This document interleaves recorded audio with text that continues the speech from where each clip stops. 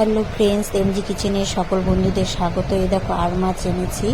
এই যে মাছ ধুয়ে ভালো করে মচমচা করে ভাজা করে নিয়েছি। আলু ডুমডুম করে কেটে ভাজা করে নিলাম লাল করে, আর ওর মধ্যে কাঁচা টমেটো ডুমডুম করে কেটে ভালো করে নরম করে নিলাম। তারপরে পেঁয়াজ রসুন আদা লঙ্কা ধনিয়া জিরা সব মিক্সিতে পেস্ট করে নিলাম। এই দেখো, তারপরে তোমার হালকা মশলাই দিয়েছি, সব কিছুই দিয়েছি অল্প অল্প, কারণ এত গরমে তো বেশি রিচ খাওয়া যাবে না। হ্যাঁ, আর যেহেতু মাথাগুলো ছাকা তেলে ভেজে নিয়েছি, ওই জন্য মাছের ফোড়নে তোমার ঝোলের মধ্যে তেল কম দিয়েছি, কারণ মাথা থেকে অনেক তেল বের হবে।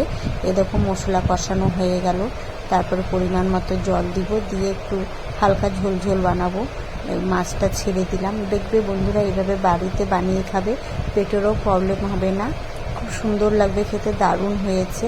বন্ধুরা, কেমন লাগলো এমজি কিচেনে আমার আর মাছের মাথা অবশ্যই তোমরা জানাবে।